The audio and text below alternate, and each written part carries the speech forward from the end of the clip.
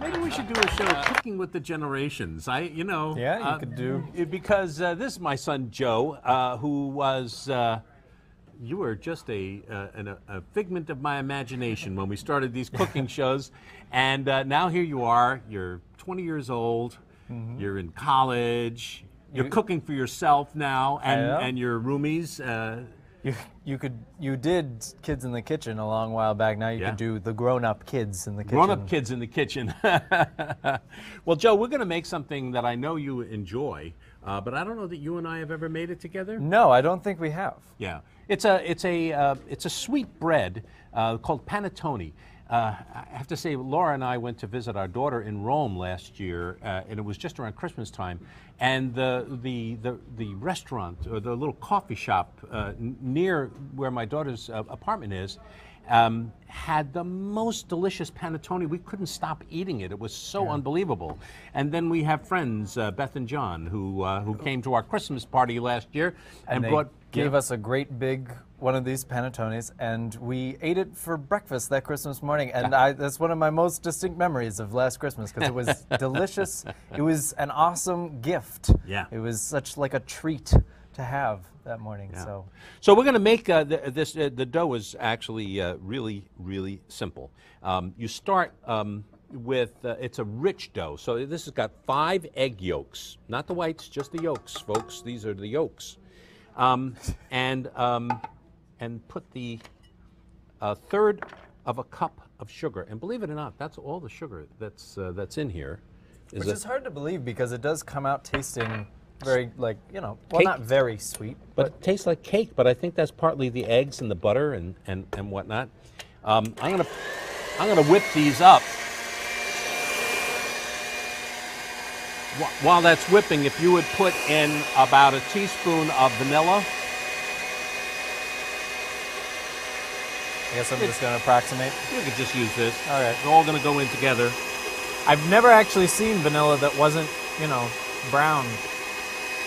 Okay. And now I'm going to put in, you know what we need, Joseph, our kitchen magician? We need some flour from the... Okay, so that's what I wanted to do, is to make sure that those eggs are nice and whipped up. And now I'm going to add in, this is the yeast that I have proofed already.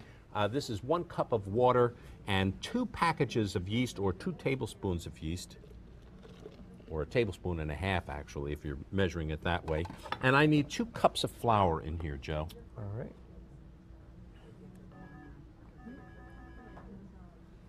And I'm going to swap this out for the dough hook. Right. All right. Got that in there. This is the sugar. Oh, and salt. This is about a tablespoon of salt for flavor. Get rid of these things. And now I'm going to start this. Oh, add one more cup of flour. Okay, to bring us to 3. Yeah, because we have all those. It's actually the recipe calls for 4 to 5 cups of flour, but I want to make sure that there's enough in here for it to start to become a batter and not just a dough and not just a batter. All right. Don't want that to go too fast. I'm going to put this back here. And while that's what we're going to be doing to this, is to add a stick and a half of butter. Now this is what really makes this stuff, crazy. So you've upgraded from stick of butter to stick and a half of butter. Well, it's because you're here. So if you would just cut that into chunks and add it. This is softened, the butter, so it'll incorporate, but it's going to change the texture of this dough as well and really make it yummy. So just, just keep adding them.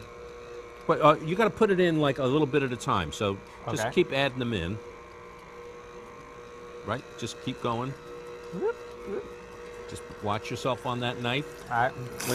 When Joe got his own apartment and kitchen, we had to get him a knife to work with. So you haven't cut yourself on that yet, have you? I was going to say, I still have 10 fingers. Okay. Lost a toe, but Don't drop that knife. I was thinking as I was watching you make these other recipes today that there have been more decorative elements in this show than I've ever seen. It's like the Martha Stewart show of QED Cooks. Of QED Cooks. Yeah, that's true. All right, one more half of butter. Oh boy. So what happens is that it really is, it's somewhere between a batter and a dough because of all of the shortening that's in here. It's a little bit sweet, but not overly sweet. And it is, with all of the egg yolks, that's the other thing that enriches this dough. And the thing about a panettone also, because of all the shortening that's in it, once you bake these things, they will last for weeks and weeks and weeks, so that you can give it throughout the holiday season, and those gifts will still be terrific. All right, one more thing that I forgot to add, which is it's not too late, is lemon zest. For this recipe, it calls for the zest of 1 lemon. So I'm just going to use this zester. While you do that, I think I'm gonna. You're going to wash your my hands, yeah. briefly. You could do orange zest if you wanted to. It's really, there are as many recipes as there are cooks for this stuff. All right. All right, and now what I'd like you to do, Joe, while I'm going to switch places with you. Okay. Because what I want you to do is to slowly add 1 more cup of flour to that. But I'm going to, this is some candied orange peel. You can see that that's really loose at this point.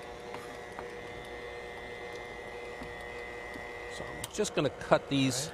So, yeah, just sprinkle it in a little bit at a time to see how it starts to come together. And as soon as it starts to clean the side of the bowl, that's really enough flour.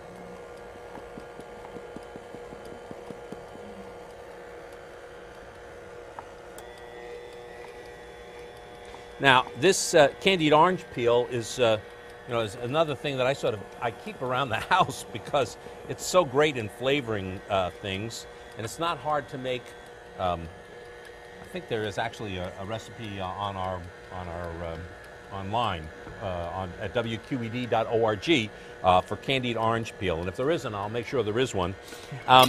So, just add a little bit more, and we'll be good.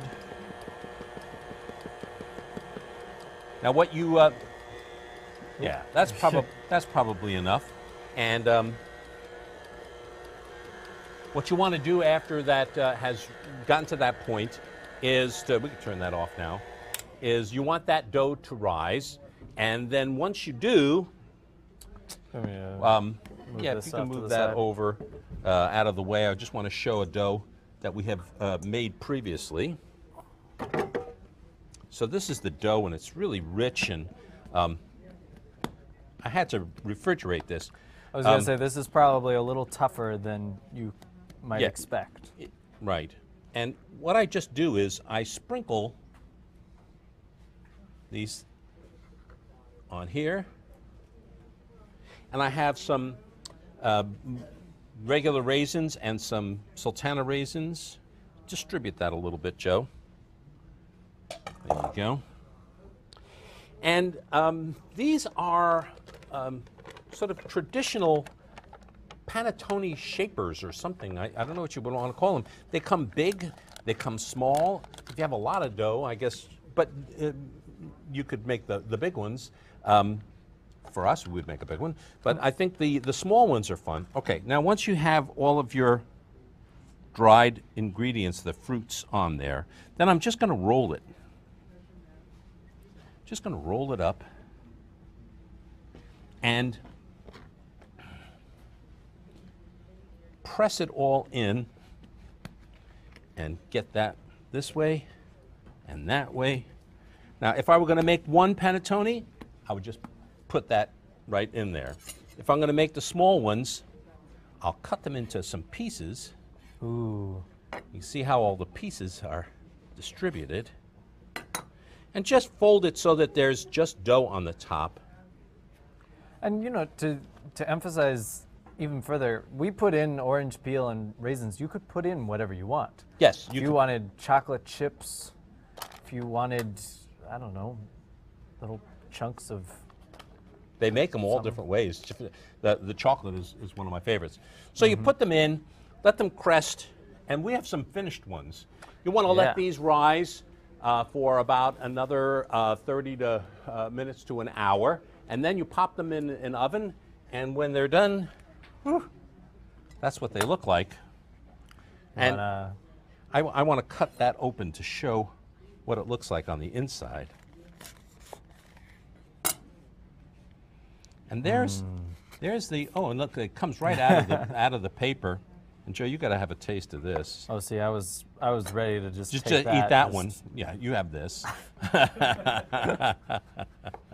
Don't put your face in the food. Put the food in your face. Okay, that's the direction we want to go in. Yeah, I put chocolate bits in this one. Not a bad thing. Not a bad thing at all. And it's so soft because of all that butter. And moist and rich. If you get one of these as a gift, you're going to be happy for the rest of the holiday. Yes, that's right. You have great friends. So you can get this recipe and over 150 more terrific gifts from the kitchen recipes and ideas right now in this brand new cookbook.